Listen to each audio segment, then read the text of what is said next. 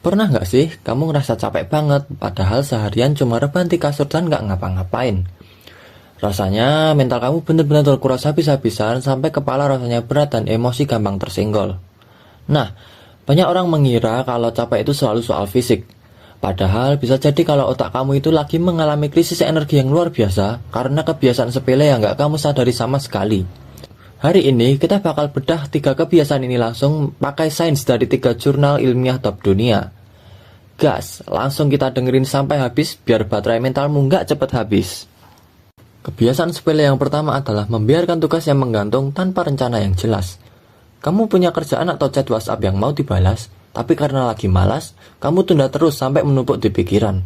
Dalam dunia psikologi, fenomena ini memicu apa yang disebut Zeigarnik Effect.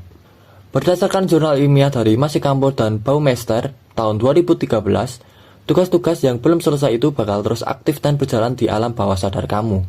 Persis kayak aplikasi background yang lupa ditutup di HP kamu.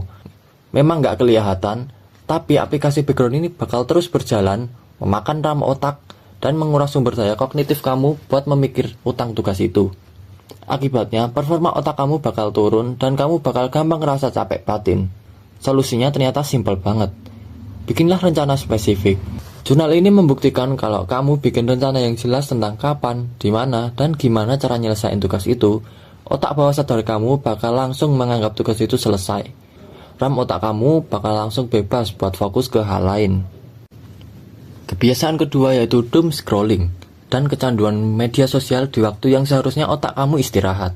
Contohnya pas lagi kejebak macet, nunggu KRL, atau bahkan pas lagi di toilet. Bukannya mengistirahatkan pikiran, tangan kamu malah refleks membuka HP dan baca komen netizen yang berantem atau nonton video random. Jurnal dari Chen dan kawan-kawan tahun 2022 di International Journal of Environmental Research and Public Health meneliti lebih dari 21.000 mahasiswa dan hasilnya ngeri banget. Pengguna media sosial yang kompulsif itu benar-benar menjadi faktor risiko utama pemicu depresi dan rasa kesepian. Otak kamu dipaksa menerima banjiran informasi tanpa henti dan proses data nggak penting dalam waktu singkat. Efeknya, kontrol kognitifmu akan rusak dan memicu rumination, yaitu kondisi di mana pikiran kamu terus berputar-putar negatif tanpa arah. Bukannya bikin rileks, otak kamu malah makin stres dan bikin kamu overthinking pas mau tidur malam. Jadi, kurang-kurangilah nge-scrolling nggak jelas kalau kamu nggak mau mental kamu makin capek. Kebiasaan sepele yang ketiga adalah terlalu lama memikirkan pilihan-pilihan kecil yang nggak penting.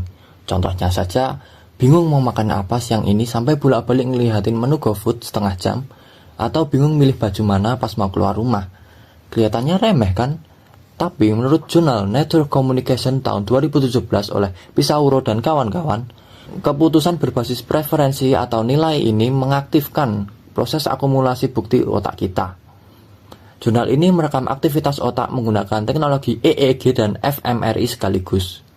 Hasilnya menunjukkan kalau saat kamu makin lama dan ragu-ragu dalam memilih sesuatu, bagian otak yang bernama posterior medial frontal cortex atau PMFC bakal bekerja jauh lebih keras. Terjadi lonjakan aktivitas yang menyedot energi glukosa sangat besar di otak kamu. Inilah yang memicu decision fatigue atau kelelahan mengambil keputusan. Otak kamu lowbat bukan karena mikirin masa depan negara, tapi karena kehabisan bensin energi cuma buat milih menu makan siang. Nah, dari kebiasaan tadi, mana nih yang paling sering kamu lakuin tanpa sadar? Coba cek HP atau pikiran kamu sekarang dan tulislah pengakuan kamu di kolom komentar ya. Langkah pertamanya buat lepas dari capek mental ini sangat simpel. Mulai malam ini, 15 menit sebelum tidur, taruhlah HP kamu jauh-jauh dari jangkauan kasur. Selesaikan chat yang menggantung, tutup semua aplikasi background di kepalamu, dan biarkan otak kamu benar-benar beristirahat tanpa gangguan teknologi. Coba lakukan tantangan mikro ini dan rasakan bedanya pas bangun besok pagi. Jangan lupa klik tombol like, share video ini ke teman-teman kamu yang suka overthinking, dan subscribe ke channel ini biar gak ketinggalan konten edukasi seru lainnya. Sampai jumpa di video berikutnya. Salam sehat mental.